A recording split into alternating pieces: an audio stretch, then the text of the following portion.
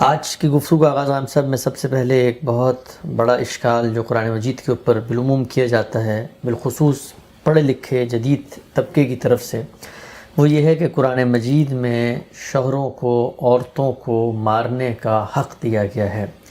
یہ بات جب آپ آج کی نوجوان نسل کو، جدید پڑھے لکھے لوگوں کو مہذب معاشرے میں بیان کرتے ہیں کہ اللہ تعالیٰ نے یہ بات کہی ہے، یہ بات لکھی ہے، تو علم، عقل، آدمی کا شعور، آدمی کی جو ایک حساسیت ہے، پھر عورتوں کے ساتھ ہونے والا ایک استحصال کی تاریخ ہے، اس سب کے اندر بالکل اجنبی اور بڑی متوحش قسم کی ہدایت لگتی ہے، نعوذ باللہ۔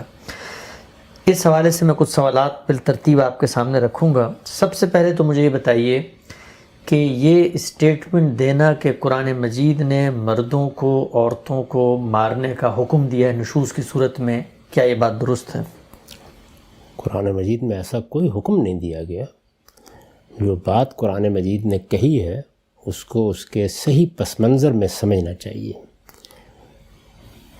ہمارے ہاں لوگ جذبات کی نگاہ سے چیزوں کو دیکھتے ہیں، اور جذبات کا معاملہ یہ ہے کہ وقت، حالات، تمدن، یہ سب اس پر اثر انداز ہو جاتے ہیں۔ وہ چیزیں جو آج خوب ہیں وہ پہلے ناخوب تھیں، جو پہلے خوب تھیں وہ اب ناخوب ہو گئیں۔ وہ شاعر نے کہا ہے نا کہ تھا جو ناخوب بتدریج وہی خوب ہوا۔ بے شمار ایسی مثالیں دی جا سکتی ہیں کہ آج سے 100 سال پہلے، 200 سال پہلے ایک چیز کو لوگ پسند کرتے تھے، اب سخت ناپسند کرتے ہیں۔ اس وقت سخت ناپسند کرتے تھے، اب کوئی مسئلہ ہی نہیں ہے۔ یعنی اس کی مثالیں دونوں طرف دی جا سکتی ہیں۔ تو قرآن مجید کا معاملہ یہ ہے کہ وہ اللہ کی کتاب ہے۔ اس میں اگر کسی چیز کو موضوع بنایا گیا ہے تو وہ علم و عقل کے آخری معیار پر بنایا گیا ہے۔ اس میں جو بنیادی بات ہر شخص کے سمجھنے کی ہے وہ یہ ہے کہ اس دنیا میں جب آپ کوئی انحراف کرتے ہیں، ذاتی سطح پر کریں، اخلاق کی سطح پر کریں، معاشرتی سطح پر کریں، سیاسی سطح پر کریں، کسی بھی سطح پر کوئی انحراف کریں گے تو اس کا ایک درجہ وہ ہوتا ہے کہ جہاں آپ کو سمجھایا بجایا جاتا ہے، آپ بات کی جاتی ہے، آپ کو توجہ دلائی جاتی ہے، لیکن ایک وقت ایسا آتا ہے کہ جس کے بعد پھر وہ محض غلطی، محض انحراف نہیں رہتا، اس سے آگے بڑھ کر جرم بن جاتا ہے۔ چنانچہ پوری دنیا میں اس بات پر اجماع ہے کہ جرائم کی سزائیں دی جائیں گی۔ یعنی ابھی دنیا یہاں نہیں پہنچی، ہو سکتا ہے کہ آج سے کوئی 100-200 سال بعد یہ بحث بھی کرنی پڑ جائے، لوگوں پر ذرا زیادہ جذبات کا غلبہ ہو جائے اور وہ کہیں کہ سرے سے کچھ بھی نہیں کرنا چاہیے، جس کا جی چاہے کسی کو قتل کر دے، جس کا جی چاہے وہ ریاست کے خلاف اٹھ کھڑا ہو، جس کا جی چاہے وہ چوری کر لے۔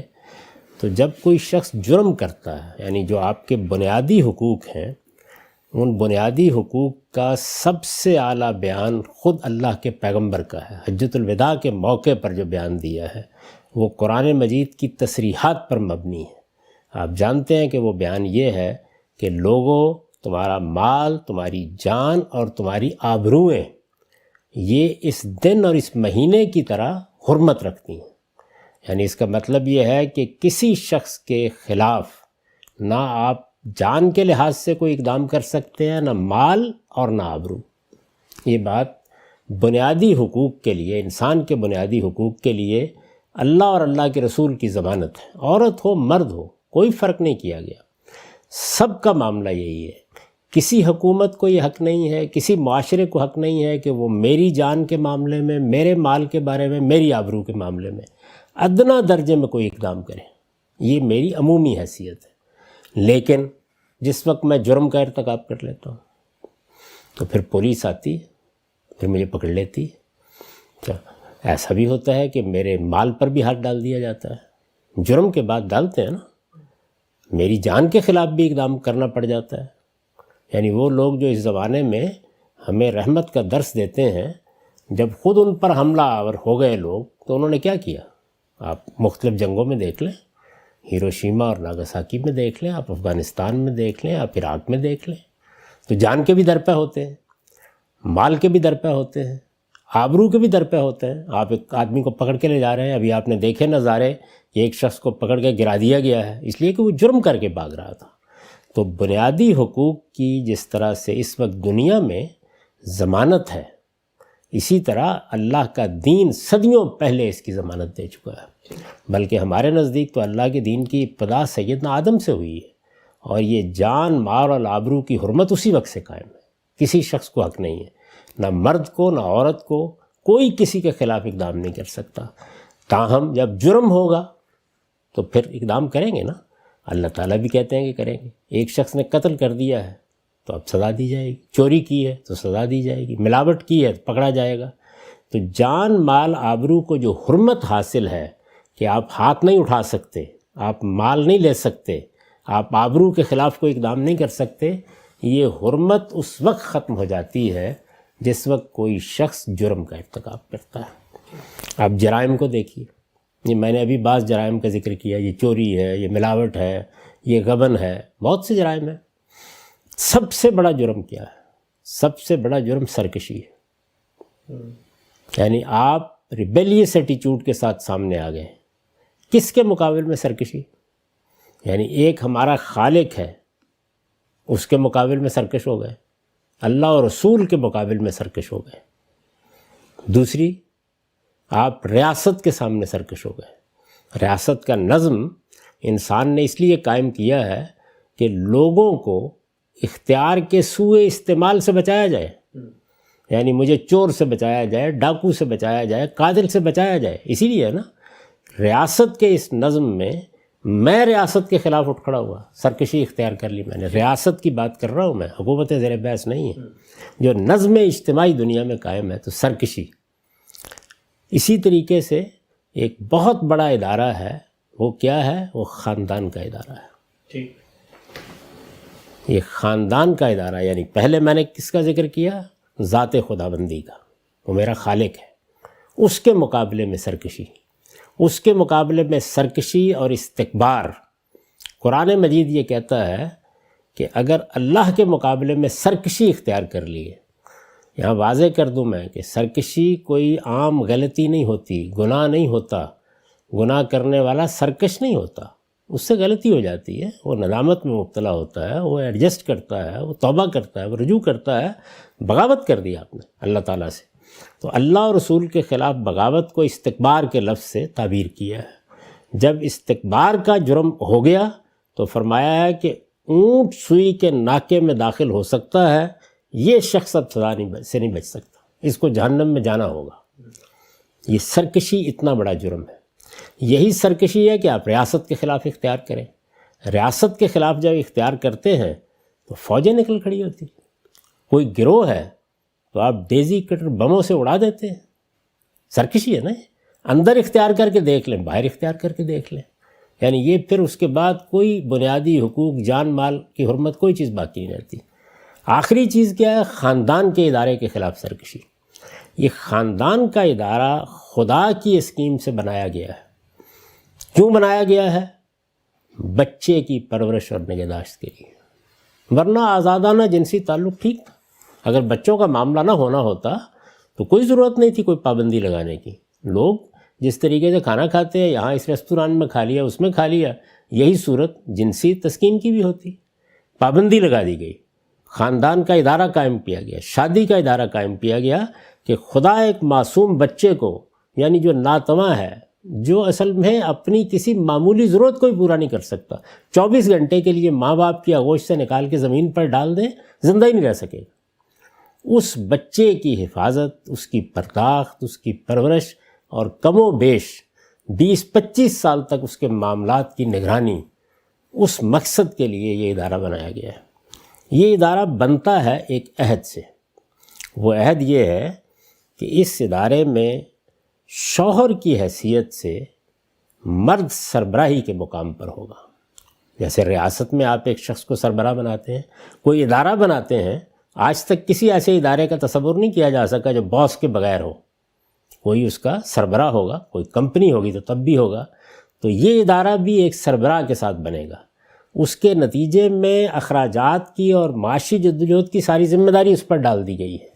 یہ موضوع ہے اس مقام پر زیر بحث کہ یہ ادارہ میں نے بنایا ہے. اللہ تعالیٰ کہتے ہیں اس ادارے میں نے سربراہی کی حیثیت شوہر کو دی ہے. اس لیے دی ہے کہ وہی یہ ذمہ داری اٹھا سکتا ہے، اور ذمہ داری میں سب سے بڑی چیز کیا ہے؟ کما کے لانا. عورت کمائے، جو جی چاہے کرے، اس پہ کوئی پابندی نہیں ہے، لیکن کما کر لانے کی ذمہ داری اس پر نہیں ہے. وہ شادی کرنے کے بعد آ کے کہے کہ میں یہاں لیٹی ہوئی ہوں اور سارا دن یہیں لیٹوں گی، کوئی اس کو نہیں پوچھ سکتا. اسلامی قانون کے مطابق کوئی اسے کہہ بھی نہیں سکتا کہ تم معاش کی جدوجہد کرو، لیکن شوہر کو 24 گھنٹے بھی نہیں دیے جا سکتے. وہ خدا کے سامنے بھی جواب دہ ہے اور معاشرے کے سامنے بھی جواب دہ ہے. اس کو کما کے لانا ہے، ذمہ داریاں پوری کرنی ہیں. تو وہ سربراہ ہے گھر کا. اس سربراہ کے مقابلے میں سرکشی، اس کو عربی زبان میں نشوز کہتے ہیں. یہ نہ کوئی اختلاف کا معاملہ ہے، نہ یہ کوئی عام غلطی کا معاملہ ہے، یہ زیر بحث ہی نہیں ہے. نشوز اختیار کر لیا گیا، یعنی جیسے ایک بچہ ہے، ایک بیٹا ہے، وہ غلطی بھی کرتا ہے، کوتاہی بھی کرتا ہے، ماں کی بات نہیں مانی، باپ کی بات نہیں مانی، لیکن ذرا تصور کیجئے کہ وہ اپنے والد کا گریبان پکڑ کے کھڑا ہو جاتا ہے اور یہ کہتا ہے کہ میں آپ کی یہ حیثیت ہی نہیں مانتا. یہ سرکشی ہے، یہ ریبیلیس ایٹیچیوڈ ہے جو سامنے آ گیا.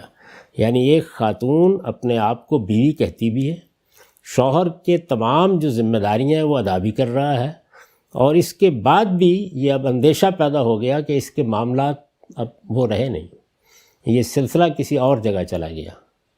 ظاہر ہے کہ اس کو سمجھ سکتا ہے ہر آدمی.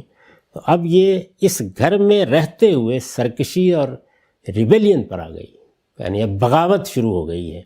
اس موقع پر دو راستے ہیں آپ کے سامنے. ایک راستہ یہ ہے کہ آپ طلاق دیں اور ختم کر دیں. دوسرا راستہ یہ ہے کہ اس ایٹیچیوڈ کو ختم کرنے کی جدوجہد کریں. بھئی اولاد سرکش ہو جائے گی تو وہاں بھی دو ہی راستے ہیں نا، یا آپ نکال کے باہر پھینک دیں گے اور یا اس کو بہتر کرنے کی کوشش کریں گے، اس کی اصلاح کرنے کی کوشش کریں گے. تو قرآن مجید نے کوئی حکم نہیں دیا، کسی چیز کا پابند نہیں کیا.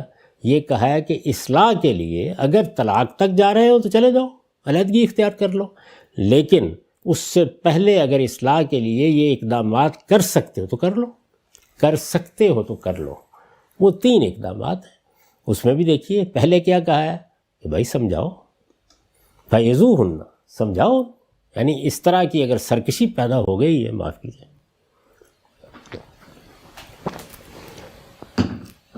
اگر اولاد سرکش ہو گئی ہے تو سمجھاؤ. اسی طرح اگر ریاست کے مقابلے میں کچھ لوگ سرکش ہو رہے ہیں تو سمجھاؤ. پہلا مرحلہ تو یہی ہوگا نا. یعنی امریکہ نے پہلے دن تو جا کے جاپان کے اوپر ایٹم بم نہیں گرا دیا تھا، یہیں سے شروع ہوگی بات. تو یہ کہا کہ سمجھاؤ. سمجھانا ہے شوہر نے، گھر والوں نے، خاندان کے لوگوں نے. وہ ایٹیچیوڈ ختم نہیں ہو رہا، معاملہ وہیں کا وہیں ہے. کہا کہ اگلا اقدام یہ کرو کہ سپریشن اختیار کر لو. ان میں سے کسی چیز کو لازم نہیں کیا گیا، کسی چیز کا پابند نہیں کیا گیا. یعنی پہلے مرحلے میں یہ کہ یہ کر کے دیکھ لو. اچھا، اس سے اصلاح ہو جاتی ہے کہ 2 مہینے 4 مہینے خاندان کے لوگ سمجھاتے بجاتے ہیں، معاملہ ٹھیک ہو جاتا ہے، اچھی بات ہے. نہیں ہو رہا، کیونکہ ہر آدمی سے یہ کہنا کہ طلاق دے کے الگ ہو جائے آسان نہیں ہوتا. بچے ہوتے ہیں، ذمہ داریاں ہوتی ہیں، اور بہت سی چیزیں ہوتی ہیں. تو اگر گھر بچا سکتے ہو، طلاق کا راستہ تو کھلا ہوا ہے. وہ اگلے دن مانگ لے اور یہ کہے کہ میں اب جانا چاہتی ہوں، یہ طلاق دے دے، ختم ہو جائے گی بات. لیکن اگر سمجھانا بجانا ہے اور سیپریشن کا مرحلہ آ گیا ہے، ظاہر ہے وہ بھی ایک دن کے لیے تو نہیں ہوگی نا. تو 2 مہینے 4 مہینے اس میں گزار کے دیکھ لو. ہو سکتا ہے یہ چیز تنبیہ کا باعث بن جائے، اس کو اندازہ ہو جائے کہ اب معاملہ ختم ہو جائے گا. وہ بھی نہیں ہے تو پھر سزا دو. یہ بات ہے جو قرآن مجید میں کہی گئی ہے. تو یہ سرکشی ناقابل معافی جرم ہے. یعنی یہ اس کے بعد کسی آدمی کے حقوق قائم نہیں رہتے. خاندان کے مقابلے میں سرکشی قابل سزا، خدا کے مقابلے میں سرکشی ناقابل معافی جرم، اور ریاست کے مقابلے میں سرکشی. تو یہ جرائم زیر بحث ہیں.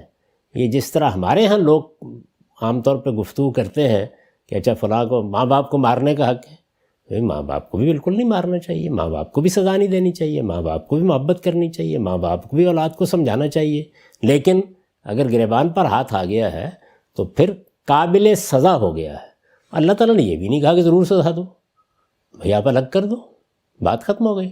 آپ حکومت کے حوالے کر دو معاملہ، آپ عدالت کے حوالے کر دو، یہ سارے آپشنز کھلے ہوئے ہیں.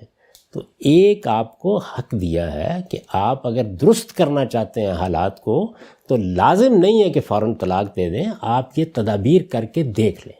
اتنی بات ہے. اچھا غم صاحب، جب یہ آپ فرماتے ہیں اور یہ بات علم اور عقل کے مطابق سمجھ میں آتی ہے کہ سرکشی ریاست کے خلاف آپ کریں، نیوسنس پیدا کریں، ریبیلینس بیہیویئر ہے، بغاوت پہ اتر آئیں تو قابل سزا جرم بن جاتے ہیں جب آپ دوسرے کے جان مال آبرو پہ حملہ آور ہوتے ہیں. ریاست میں جب کبھی فیصلہ کیا جاتا ہے کسی سرکش باغی کے بارے میں تو کچھ ضابطہ، دستور، قاعدہ، قانون، عدالت، پروسیجر، لوگ، افراد موجود ہوتے ہیں. یہاں پر تو معاملہ یہ ہے، فرد واحد ہے، اس نے فیصلہ کرنا ہے کسی کی سرکشی کے بارے میں، کسی کی ریبیلیس بیہیویئر کے بارے میں.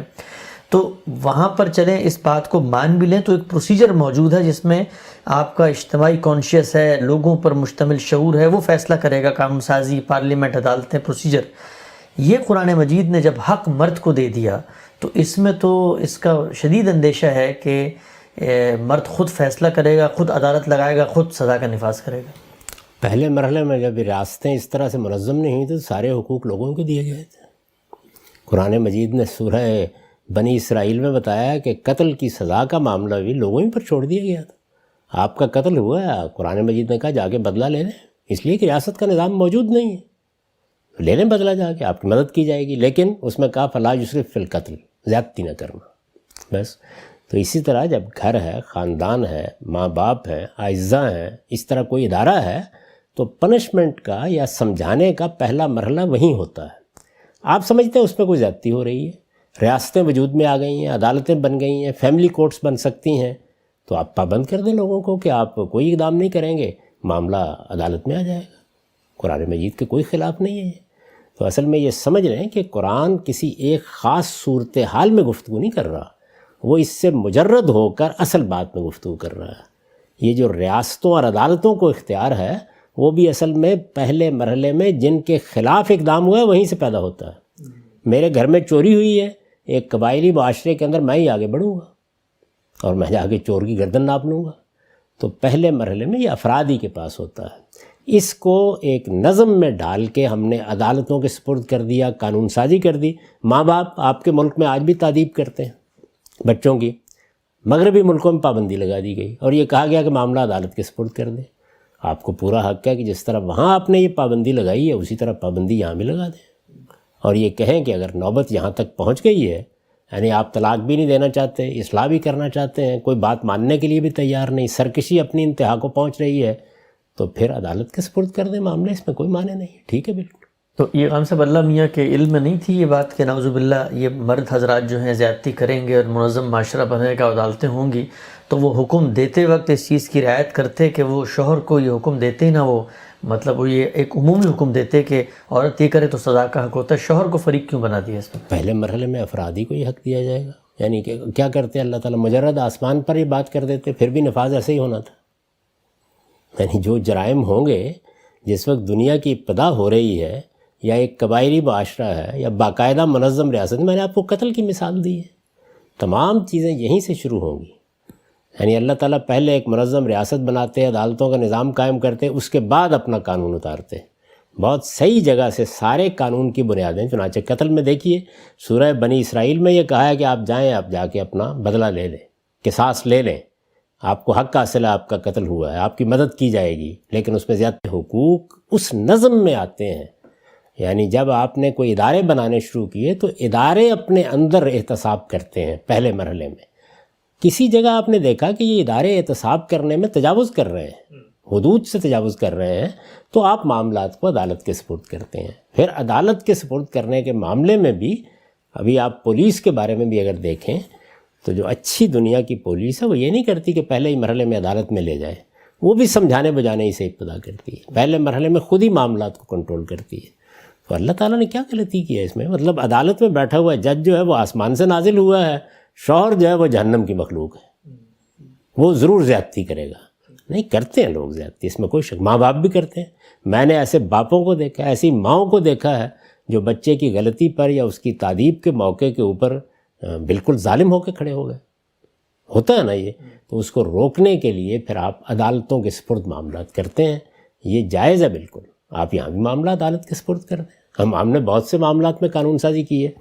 والدین کم سنی کی شادی کر دیا کرتے تھے، عام طور پر تو نہیں کرتے تھے، کبھی کبھی کر دیجیے۔ اسی طریقے سے آپ دیکھیں، ابھی آج سے 50-100 سال پہلے تک صورتحال یہ تھی کہ کوئی خاتون اگر طلاق لینا چاہتی ہے اس میں بڑے مسائل تھے، عدالتی نظام انگریزوں کا بنایا ہوا تھا، اس میں بھی مسائل تھے، لیکن آہستہ آہستہ اس کی اصلاح ہوئی، آج خلا لینا کچھ مشکل نہیں رہا۔ تو عدالتی نظام کے سپرد بھی جب آپ معاملات کریں گے تو وہ آسمان کی وحی نہیں ہوتی، جبریل امین نہیں وہاں بیٹھا ہوا، وہاں بھی غلطیاں ہوتی ہیں، کوتاہیاں ہوتی ہیں، ان کو بہتر کریں۔ لیکن عدالت جو ہے وہ ہم سب جج اتر کے اس کو تھپڑ تو نہیں مارے گا نا، وہ تو کہیں بھیجے گا کسی اصلاح خانے میں، وہاں 4 لوگ بیٹھے ہوں گے۔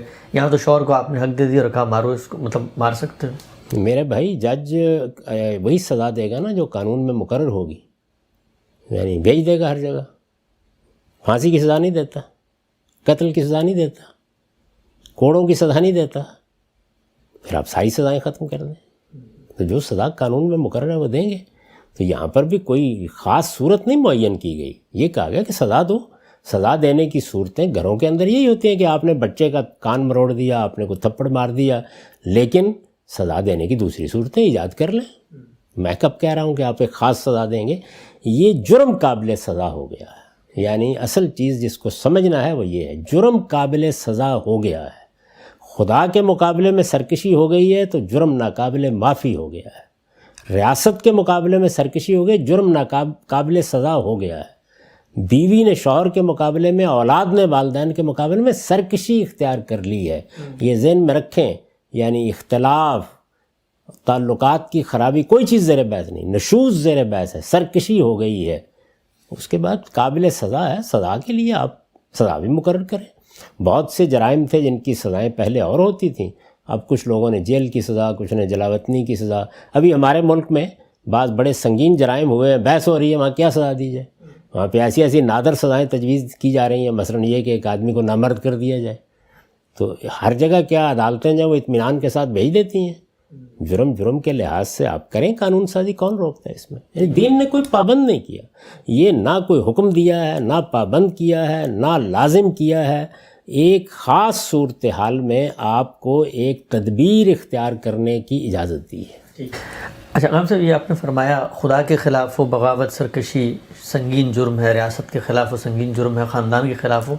خدا کے خلاف میں جب آپ نے کہا مرد عورت دونوں حکم کے مخاطب ہیں، ریاست میں مرد عورت دونوں حکم کے مخاطب ہیں، یہ خاندان کے بارے میں اللہ میاں نے صرف عورت کو کیوں مخاطب کیا؟ سرکشی تو مرد بھی کر سکتا ہے، کسی سے یاری اشنائی کر رہے خاندان کا ادارہ، بلکہ اکثر تو بربادی وہاں سے ہوتی، ان کو تو مخاطب بھی نہیں کیا، نہ ان کو کسی نے کہا مار سکتے ہو۔ جب ایک نظم اجتماعی آپ قائم کریں گے تو اس نظم ہی کو مخاطب کریں گے۔ ریاست کو مخاطب کر کے کہا جاتا ہے کہ جو لوگ اس کے ہاں رہتے ہوں، مرد ہوں عورت ہوں، ان کو سزا وہ دے گی، میں دے سکتا ہوں۔ اچھا، اگر فرض کیجئے کہ ہمارا حکمران سرکشی اختیار کر لے تو یہ سزا دینے کا حق مجھے حاصل ہو گیا، پھر کوئی سسٹم ہوگا نا۔ تو ظاہر ہے کہ جہاں کوئی نظم قائم کیا جائے گا وہاں پر پہلے اصل میں جدید ذہن اس نظم کو قبول ہی نہیں کر رہا، وہ موجود ہے نظم، ماں باپ کو ایک برتری دی گئی ہے۔ قرآن مجید نے جنس کی بنیاد پر کوئی برتری نہیں دی کسی کو۔ جو رشتے ہیں ان سے جو ادارہ وجود میں آ رہا ہے اس میں میری ماں مجھ سے برتر ہے اور میری ماں مجھے سزا دے سکتی ہے، اخلاقی لحاظ سے حق حاصل ہے اس کو۔ عورت ہے نا، میں مرد ہوں، اس عمر میں بھی سزا دے سکتی۔ تو یہ رشتے کا مسئلہ ہے۔ شوہر جو ہے وہ ایک رشتہ ہے، وہ مرد نہیں ہے محض، ہر مرد کو حق نہیں دیا گیا۔ اس رشتے میں جب آپ آ گئے ہیں، آپ باس ہیں، آپ باقی چھوڑ دیجئے۔ سڑک پر کھڑا ہوا کانسٹیبل، پولیس کا ایک عام سپاہی ملک کے سربراہ کو روک سکتا ہے یا نہیں روک سکتا؟ روک سکتا ہے، لیکن تھپڑ تو نہیں مار سکتا۔ نہیں، سزا اس کو اگر کوئی جرمانہ کرنے کا حق دے کر دے گا جرمانہ، اور اگر یہ حق آپ دیں گے کہ وہاں پہ کان پکڑوا لے تو پکڑوائے گا نا۔ آپ سزا پر گفتگو کر رہے ہیں، بھئی سزا پہ تو قانون سازی ہونی ہے، کر لیں۔ گھروں کے اندر تو یہی سزا ہو سکتی تھی کہ کسی نے کسی کے کان گرم کر دیے، کسی نے کسی کو کچھ کہہ دیا، گھروں میں تو یہی ہوگا۔ والدین کیا کرتے ہیں؟ جس وقت آپ ریاست کی سطح پر سزاؤں کی تنظیم کرنا چاہتے تو کر لیں، کس نے روکا ہے؟ تو کون سے بھی یعنی 10 سال کے لیے جیل میں ڈال دینا، نفسیاتی لحاظ سے آدمی کو مریض بنا دینا، مجرموں میں جا کے رکھ دینا، ایک سگریٹ اور بیڑی کے لیے ترسانا، وہ آپ کو جرمین نظر نہیں آتا۔ میں نے اپنے بچے کو ایک تھپڑ مار دیا، یہ آپ کو تھپڑ مار دیا. یہ کیا چیز ہے بھائی؟ تو سزاؤں پر گفتگو کسی وقت کرنی ہے تو کریں میرے ساتھ، اس پہ ہم کریں اس پر بھی گفتگو. یعنی اصل چیز یہ ہے کہ قابل سزا ہو گیا اس کو سمجھیں، اور جب سزا خاندان میں دینے کا موقع آئے گا تو خاندان کے بڑے ہی دیں گے. لیکن اگر آپ اس کو روکنا چاہتے ہیں تو دین کو کوئی اعتراض نہیں، آپ کریں قانون سازی، روک دیں بات کو. تو یہ ہم سے مرد اگر نشوز پہ اتر آئے تو اس کے جو قرآن کی کون سی آیت ہے کہ جس میں بتایا گیا ہو کہ اس کو بھی سزا دے گا، بھلے معاشرہ دے گا؟ بالکل اسی طرح ہوگا. یعنی اگر بیٹا ہے تو ظاہر ہے کہ باپ ایک برتر جگہ پر ہے، بیٹا ہے تو ماں اس کو تنبیہ کر سکتی ہے. اگر ماں سرکشی پر اتر آئے تو نانی کریں گی. نہیں تو کسی اور کے پاس جائیں گے نا. نہیں، بیٹے کو کیوں نہیں حق دے رہے آپ وہاں؟ بھائی پہلے اس چیز کو مانیں. اصل میں آپ ذہنی لحاظ سے اس کو تسلیم ہی نہیں کر رہے کہ کوئی رشتوں کا تقدس ہے، کوئی برتری ہے، کوئی بڑا ہے، کوئی چھوٹا ہے. اس کو مانیں نا. پہلے میری ماں نے دیکھا کہ میں بیٹے کی حیثیت سے اس کے مقابل میں سرکش ہو رہا ہوں، تو اب مجھے بتائیں کہ ماں کو سزا کا حق دے دیا آپ نے، یا سزا کا حق دیں گے، یا سرزنش کا حق دیں گے، یا یہ کہیں گے کہ اب معاملہ سزا سپرد ہو جانا چاہیے. اب آپ الٹ کے مجھے کیوں نہیں حق دے رہے ماں کو سزا دینے کا؟ ماں بھی سرکش ہو جاتی. تو اسی طرح شوہر کو جب ایک مرتبہ اپنے ادارے کے سربراہ کی جگہ دے دی ہے تو اب اس کی سرکشی کو پھر معاشرے کے پاس جانا ہے. اگر یہ صورت آپ کر دیں گے تو پھر تو انارکی ہو گئی. یعنی بیٹے کو حق دے رہے ہیں کہ باپ کے گریبان پہ ہاتھ ڈال دیں گے، ماں کے گریبان پہ ہاتھ ڈال دیں. تو اللہ تعالیٰ نے جو خاندان کا نظم قائم کیا ہے، اس نظم میں جس کو ایک درجہ برتری دے دی گئی ہے وہ سزا کا نفاذ کرے گا اگر کرنا ہے. اگر آپ نے اس کو حق دینا، میں نے تو کہا روک دیں، وہ کرے گا. یعنی والدین کریں گے بچوں کے معاملے میں، بچے والدین کے خلاف نہیں کریں گے. اچھا ہم سب اس میں یہ وہ تہذیب ہے، یہ وہ معاشرت ہے، یہ وہ حسن ہے، یہ وہ مراتب کا فرق ہے کہ جس کو اگر قائم نہ رکھا جائے تو پھر صرف انارکی ہوتی ہے. اس میں آپ بالکل کہہ سکتے ہیں کہ جی جب آپ والدین کو بھی دیا ہم نے حق تو وہ بچوں پر زیادتی کر ڈالتے ہیں بعض موقعوں پر.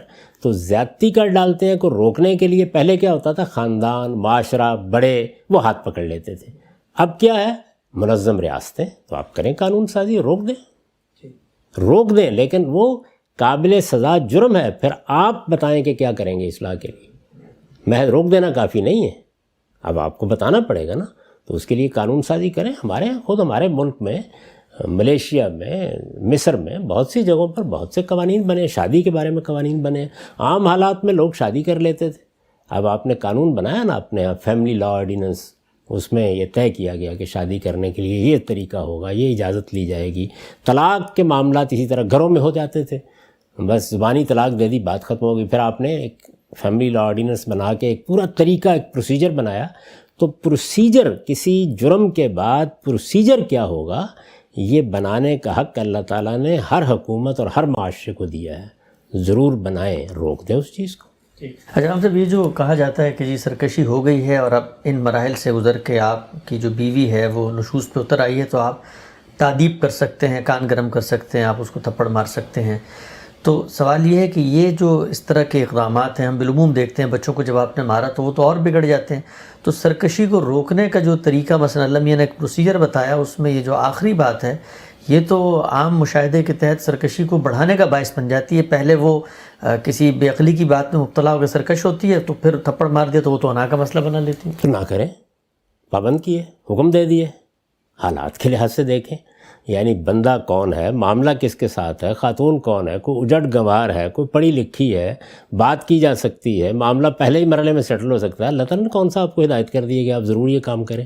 وہ تو بلکہ آپ کو روک کر بیٹھ گیا ہے کہ یہ پہلے ان دونوں مراحل سے گزاریں بات کو. یعنی یہ تو نہیں ہے کہ آپ غصے میں آ گئے ہیں، آپ کو ان مرحلوں سے گزرنا ہے پہلے. اور اس میں سب سے دلچسپ چیز یہ ہے کہ ادھر اس بیچارے کے اوپر تو تنقید ہو رہی ہے، اس کے بارے میں گفتگو نہیں ہو رہی کہ تم ہی سرکشی نہ کرو، باز آ جاؤ اس سے. یعنی بچے کو بھی تو کوئی بات کرے نا، اولاد کو بھی کوئی بات کرے. اصل میں دونوں جانب معاملہ ہوگا. تو اللہ تعالیٰ نے تو بلکہ آپ کو غصے میں، انتقام میں، ہیجان میں کوئی اقدام کرنے سے روک دیا ہے. نہیں کر سکتے آپ. پہلے آپ کو نصیحت کے مراحل سے گزرنا ہے، پھر آپ کو سپریشن کے مراحل سے گزرنا ہے، اس کے بعد تو اس کے بعد کے مرحلے کے بارے میں جو قانون سازی کرنی ہے کریں، کوئی رکاوٹ نہیں اس میں، لیکن ان جذبات سے بالا تر ہو کر پہلے اصول قانون کو سمجھیں کہ سرکشی قابل سزا جرم ہے، اور قدیم زمانے میں بھی سرکشی کی، اگر سرکشی کا ارتکاب ہوا ہے تو سزا کے تمام پہلو، خواہ وہ ریاست سے متعلق تھے خواہ معاشرے سے، وہ خاندانی کے اندر ہوتے تھے سب کے سب، انہی کو آگے بڑھ کر ہم نے ریاست کے نظام میں بدلا ہے۔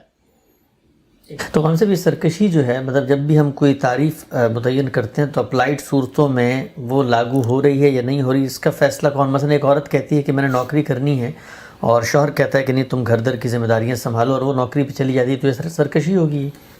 یہ تو اختلاف رائے ہے، اس نے تو بات نہیں مانی نا شوہر کی، وہ چلی گئی۔ بات نہ ماننا بھی سرکشی نہیں ہوتی، بہت سی باتیں ہمارے بچے نہیں مانتے، بہت سی باتیں اپنی بات کر دیتے ہیں۔ سرکشی اس اتھارٹی کو، اس نظم کو، اس حیثیت کو، اس رشتے کو چیلنج کر دینے کا نام۔ تو شوہر کہے میں نے منع کیا تھا، میری اتھارٹی چیلنج کر دی، چلی گئی۔ شوہر کہے گا تو اس پہ گفتگو ہو جائے گی نا پھر، یعنی جب یہ کہے گا تو اللہ تعالیٰ کیا کہہ رہے ہیں کہ سمجھاؤ، وہ سمجھانے کے مرحلے میں اپنے والدین کے پاس جائے گی، اپنے اعزا کے پاس جائے گی، اپنے دوستوں کے پاس جائے گی، اور جا کر کہے گی یہ مجھ سے ایک ناجائز مطالبہ کر رہا ہے، تو سمجھانے کے مرحلے میں بات ختم ہو جائے گی۔ یعنی یہ چھلانگ لگا کے آپ نے کیوں جانا ہے اس جگہ کے اوپر؟ پہلے بہت سی بات ہوگی، ہو جائے گا۔ سرکشی کیوں پیدا ہو رہی ہے؟ اسی طرح مرد کے اندر پیدا ہو رہی ہے تو ظاہر ہے کہ وہ بیٹھی رہے گی، اس کو حق حاصل ہے کہ وہ اس کے خلاف خاندان کے پاس جائے، اعزا کے پاس جائے، اور اگر کوئی عدالتی نظام موجود ہے تو اس کے پاس چلی جائے، دونوں کے پاس۔ لیکن خود اس کو اقدام کرنے سے کیوں روک دیا گیا؟ اس لیے کہ فرق مراتب قائم رہے، اس کے بغیر کوئی سوسائٹی نہیں چل سکتی۔ ٹھیک ہے، آخری سوال ہے ضمن میں ہم دیکھتے ہیں کہ جدید کچھ قرآن مجید پہ غور فکر تدبر تحقیق کرنے والے احباب نے اس آیت کا ایک مختلف مفہوم بیان کیا ہے، اور وہ کہتے ہیں کہ فَضْرِبُوهُنَّ سے مراد یہاں پہ عورتوں کو مارنا یا تعذیب نہیں ہے۔ تو زبان کے لحاظ سے میں چاہتا ہوں آپ بالکل تحلیل کر کے بتا دیں کہ یہاں اس طرح کی کوئی توجیہ جو بالعموم عقلی لحاظ سے کافی قابل قبول لگتی کہ اچھا چلو مار پیٹ کا معاملہ نکل ہی گیا قرآن سے، تو وہ ہو سکتا ہے کہ اس کا قتل کا معاملہ بھی نکال دیں قرآن مجید سے، چوری کی سزا کا معاملہ بھی نکال دیں، فارغ کریں اس بات کو۔ قرآن مجید اس جذباتیت کو تسلیم نہیں کرتا، وہ صاف صاف طریقے سے کہتا ہے کہ اصلاح ہوگی، نصیحت ہوگی، سوسائٹی کام کرے گی، گھر کے معاملات میں بھی یہی ہوگا، عدالتوں میں بھی یہی ہوگا، پولیس کو بھی یہی کرنا چاہیے ابتدا میں۔ لیکن اگر جرم اس جگہ پہ ہو گیا ہے کہ جس کے بعد سزا ہی دینی ہے تو سزا دی جائے گی۔ باقی یہ کہ اس طرح کی باتیں جو لوگ کرتے ہیں کہ اپنی طرف سے ایک معنی ڈال دیے آیت میں، ان کو پھر قرآن مجید کا ویسے ہی انکار کر دینا چاہیے۔ قرآن مجید کے الفاظ میں جو گنجائش نہیں ہے وہ اس میں نہیں ڈالی جا سکتی۔ ہم سب بہت شکریہ، بہت تفصیل سے آپ نے اس موضوع پہ سوالات کا جواب دیا۔